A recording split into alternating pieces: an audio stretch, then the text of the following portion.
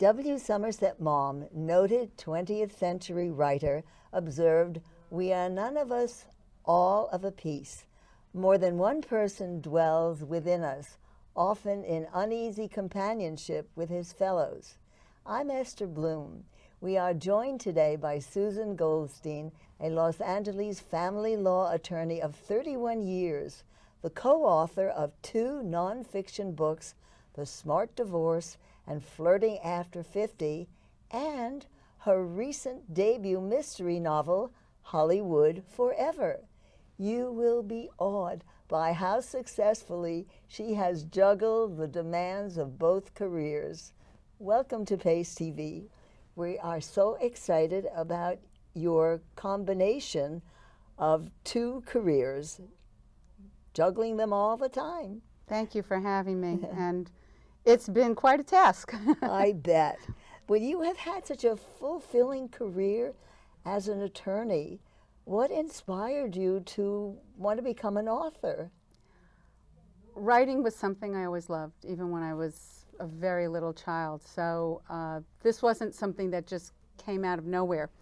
It was a goal. With being an attorney, I sort of had a dual goal even when I was 9 years old. So if you go back and you look at my little autograph album from elementary school, you'll see where it says, you know, what do you want to be when you grow up? It says attorney/writer. So it goes that far back. Oops.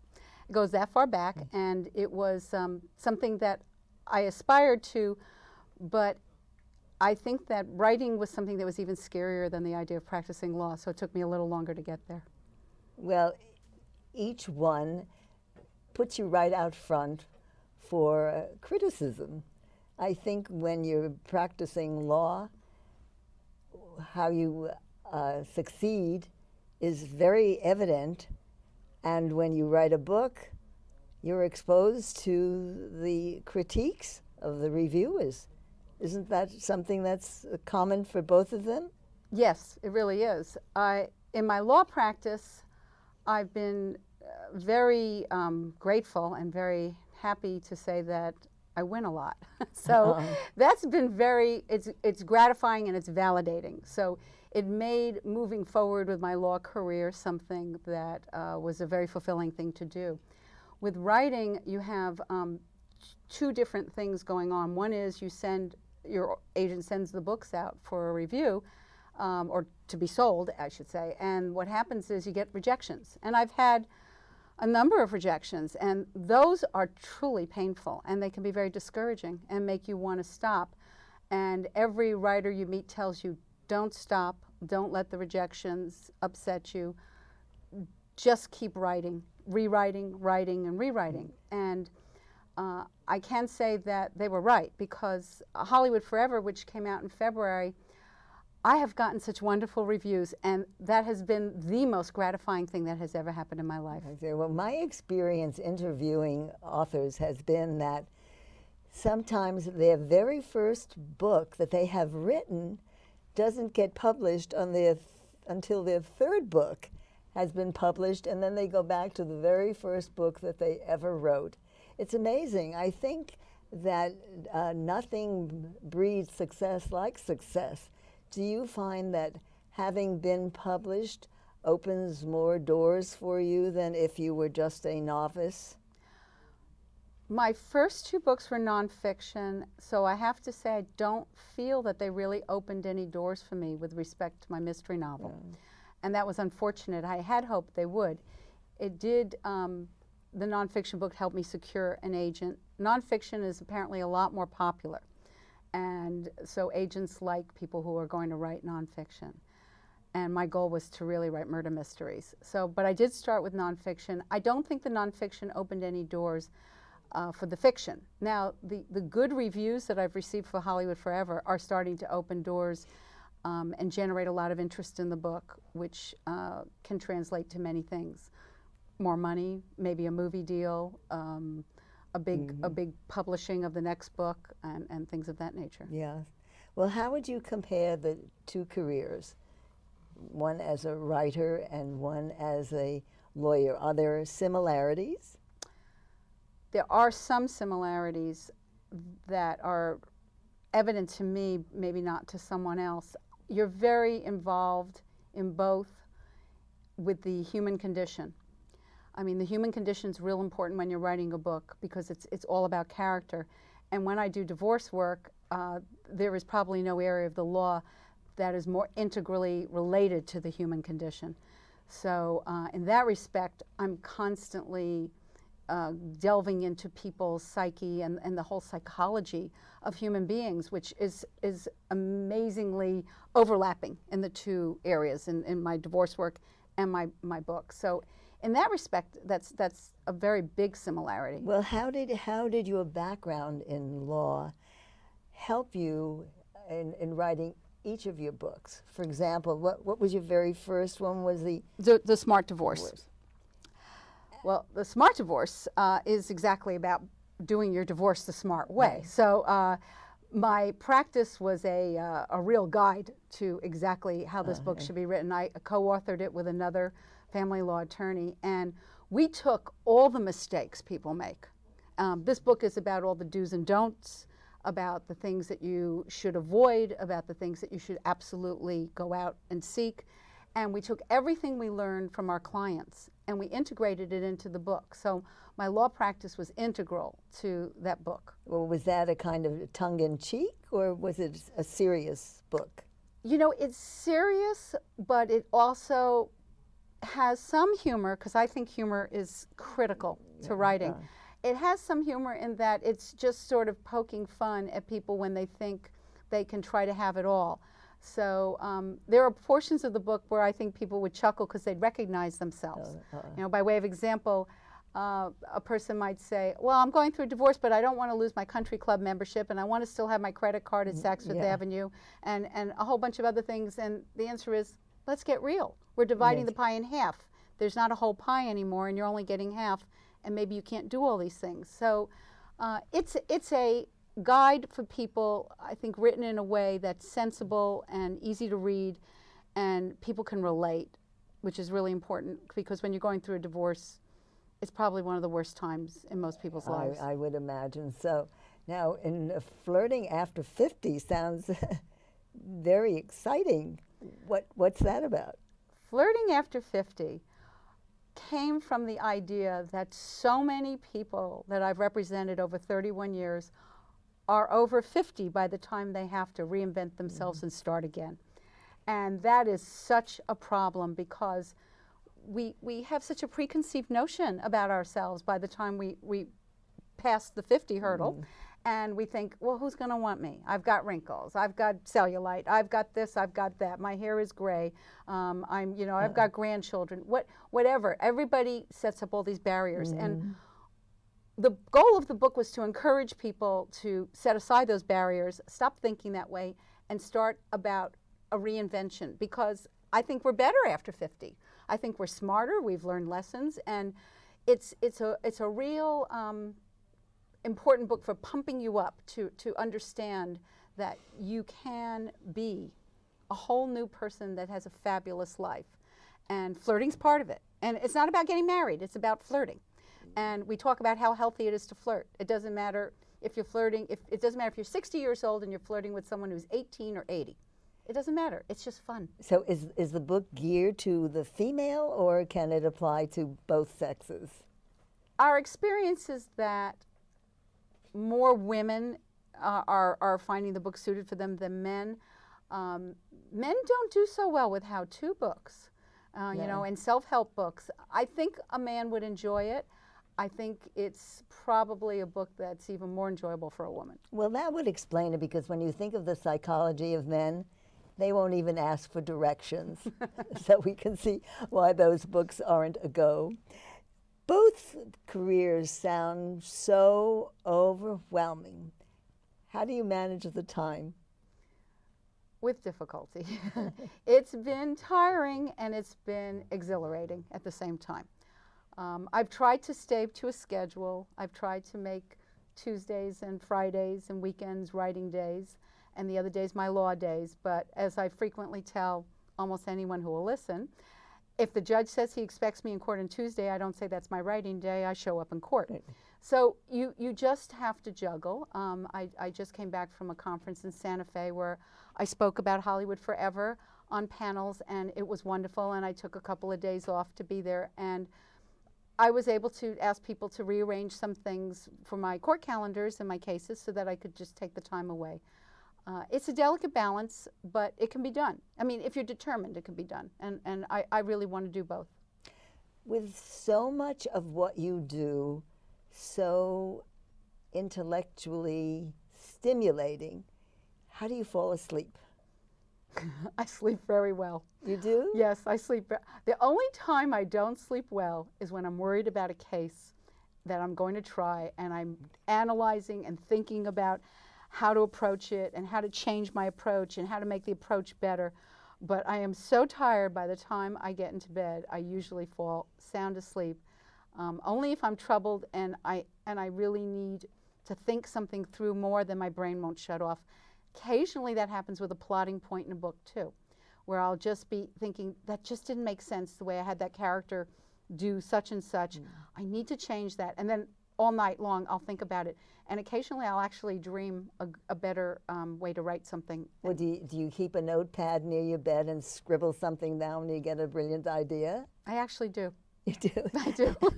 Now, what have you found more demanding? Writing a brief and presenting it in court, or creating a scenario that you feel is going to grab your reader?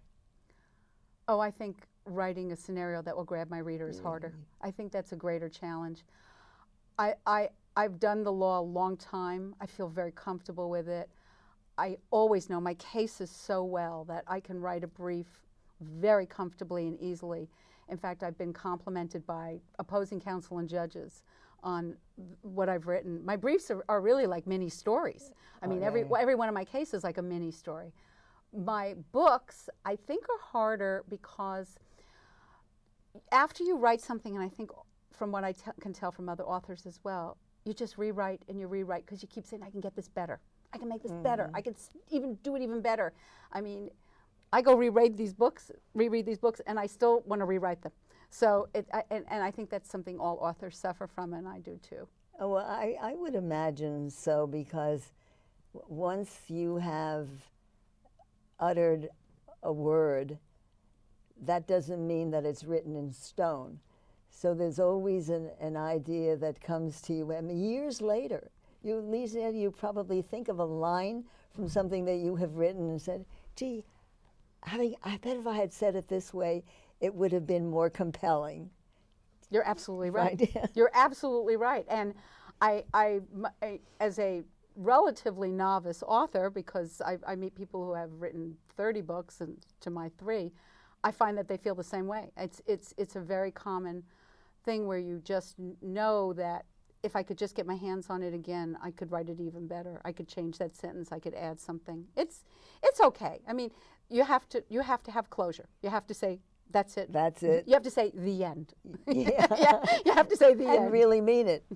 Now, your cases seem like a natural source for material for your books.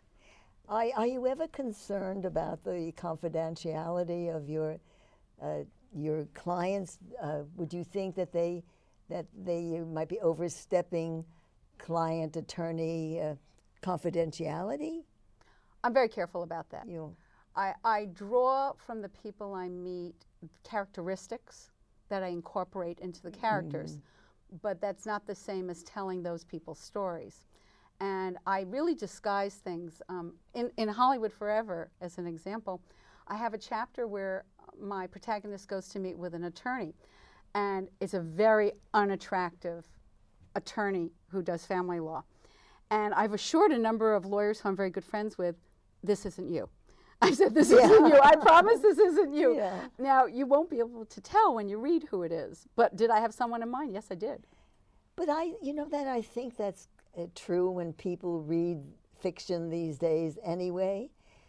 They say, oh, God, this sounds like somebody that they've either met or read about elsewhere, maybe in the rag sheets, Oh. And they're always wondering about that. But we do overlap in our personalities. So what could be attributed to one person might easily be attributed to another dozen. That's absolutely true. Yeah. In fact, a discussion among some authors I was with recently brought up the topic of the fact that so much of what we're writing could be called torn from the headlines. And Yeah. sometimes you'll put that in a book and it really wasn't torn from the headlines. It really is something that happened in your own career. But not everybody's career lends itself as much as I think mine does towards having such dramatic stories. I mean, I've had really high drama in my office and the things I've seen as a family law attorney. So I am careful when I put it in a book, if I want to use it, that it's very well disguised because it's confidential. I don't want people to feel uncomfortable. I don't want my clients to feel uncomfortable about talking to me and thinking, I'm going to show up in her book, aren't I? And I've had a few say that, and they say it tongue in cheek, but they really don't want, their stories to be told. And true crime writers have, of course, that big problem themselves. I think writers in general have a big problem about that because if you are ghostwriting, for example, you're helping somebody with their memoirs. I mean, how can you do that about people that are still living and reveal so much about them without any kind of guilt? I don't know. That's why I don't write that. It's a very scary area. I've been told by a very well-known mystery writer who also writes nonfiction that he'll never write nonfiction again because he's been sued for every single book he's ever written. So you walk a very fine line. Yeah, somebody sees someone in there. Yeah, when I wrote my books that are nonfiction, there are anecdotal stories in both Flirting After 50 and The Smart Divorce, but they're disguised. I mean, they come from real stories, but everything's been disguised. And when you talk to authors, basically the advice is always, well, if he's tall, make him short. If he's a he, make it a she. Yeah. If it's a blonde, make it a brunette. And you do things like that. They say, well, in writing Hollywood Forever, did you choose to add something that was unique and that set it apart from typical mysteries? I mean, there's always that risk of sounding like some other mystery writer. Yes, the whole setting and underlying theme of my book is, I think, unique. It opens and closes at Hollywood Forever, which is actually a cemetery in Los Angeles. My protagonist's best friends are William Desmond Taylor, who was a murdered director, and Bugsy Siegel, who we all know who that is. And they're both buried there, and those are her confidants. And so what I've done is I've woven a little bit of their stories into my book, as well as some wonderful old Hollywood stories that fit in beautifully with my character's journey and with the whole storyline of the book. Well, so do people who have read your book wonder at times, is this truly a book of fiction, or is there something in it that's biographical? Do they have they come back to you with things like that? I mean, whether it's about me? No, whether they think that part of the book is biographical, not necessarily autobiographical, but is it biographical? Because I know when I started reading it, I remember I wasn't sure whether this was a real person. Oh, okay. Well, I don't know. I mean, nobody has said that to me, and I've gotten a lot of comments. What I have received comments about was that they are overwhelmed by how much research I did about old Hollywood stories, because those are true stories. Everything in the book that I talk about Hollywood and about the cemetery and about these amazing stories about people, some of whom are buried there and some not, are all true. Well, I think that's the point. I think because you have done that creative bit, that it gives you pause while you're reading. Wait a minute, is this true about, then you begin to wonder about your characters. Well, I suppose somebody might say, gee, Samantha's story is my story, in which case they had a very big adventure. Yeah. I did not take her story from anyone who I know. I took aspects of her character from many people I've met, because my protagonist, and it doesn't give anything away, is a woman starting a divorce at the beginning of the book, and she's angry and resentful and scared and all the things that you see when many people start a divorce. Those are very generic characteristics that you could apply to many people starting a divorce. There are people, no matter how much money they have, who are scared about ending up in the street. And will I have anything? Is all the money going to go to the lawyers, which is one of the favorite lines. Yeah. So in that respect, you will recognize aspects of Samantha, but she isn't an actual person. No. Well, I'm relieved. No, it was fun. It was fun reading it. I noticed that you managed to inject humor into it. Do you find that hard to do when you're writing about murder? Actually, I don't. I think it's critical to writing about murder, just like I think it's critical to my law practice. One of my favorite lines that I tell clients when they come in, and half the time I'm pushing a box of tissues towards them, they're starting to cry, men and women, and almost every single time I say to them the same thing: before you leave my office, you'll be laughing. And every one of them says, no, I won't. And I say, I'll go double or nothing on my retainer. You will be laughing. And they are. Because what I've told them is the only way to stay sane in the face of really disastrous things happening is with laughter. So I've done that for years in my law practice. And now with this book, there are many murders, and murder's not a funny topic. But I've dealt with the approach of my protagonist in a way that's I like to think of as a combination of intelligence and humor. And I think it's a great way to approach most things. And well, it's been said that he who laughs lasts. So that's something to remember. And I don't think you have to be reminded of that, because I think you already have that as part of your bubbling personality. Oh, thank you. That's very nice. What facet of each career has given you the greatest satisfaction? I think in my law practice, I think if you asked me this question a few years ago, I would have said, oh, winning. Winning's so nice. Then I heard about Charlie Sheen, so that maybe I shouldn't say winning. But I think the real satisfaction of my law career has come much later in the career, when I've won some what I considered significant and important custody fights for people who really should have custody of their children. And it's been a very emotionally involving and difficult process. So I think that was amazingly rewarding. With respect to my book, I can say for Hollywood Forever, the most rewarding thing, besides actually starting a book and completing it, which is something we all talk about doing, but you never know if you're going to be able to do it until you actually do it. Getting the reviews, the wonderful reviews, which were so validating. That isn't like your sister or your best friend buying the book and saying, oh, it's great. I mean, this was somebody I never met, and that was very, very rewarding. I also just felt that writing a book that still, when I finish it, and I've read it now, probably 15 times, when I finish it, I always say, I like that. I like my own book, and that really, that's a very nice feeling, because I love to read. So it was nice to read my own book and feel good about it.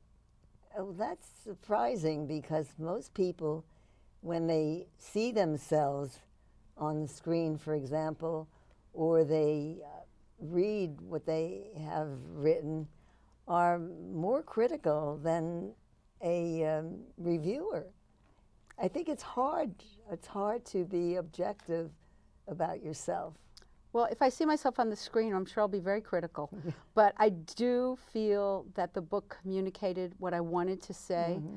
I mean, there's many levels of looking at it. You could just say it's a murder mystery. I think it's a little bit of a fable about growing up, about my protagonist going from being a scared and angry and bitter woman to becoming a smart, independent woman. And I think that's so important. I think it's so important in my practice. And I wrote a book where I managed to put in old Hollywood stories, a murder mystery, tension and humor and have my protagonist grow up. Well, when you started that book, was that your goal, to give that kind of message about growth? I think it evolved as I wrote it. I don't think I made that conscious decision when I started. I think it evolved as the book evolved. Well, that's so exciting. If you had your druthers, what direction would you like your creative life to go in? Oh, I would like to be home writing right now. I would like to I have so many more books I want to write. I'm so excited about it. I have a lot of other protagonists. I have more to do with this protagonist.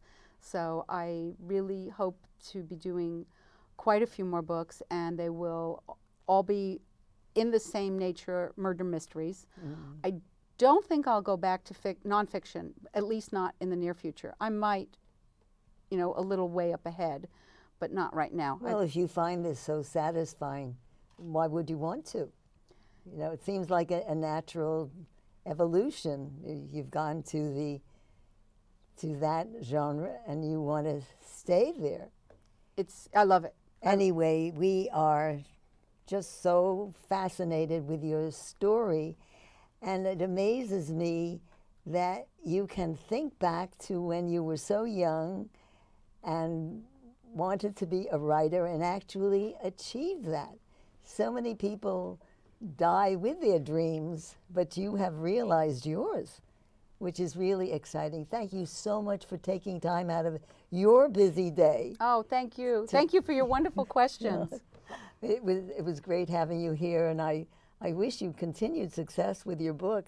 I'm sure you're going to be making the 10 best books list one of these days. We can hope.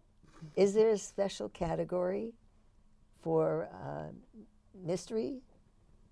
A listing of mystery books? Oh, well, there's specialty bookstores that sell mysteries only, and it's just the mystery genre. So I think that pretty much is the category it falls under. Wonderful. Thank you again. Okay.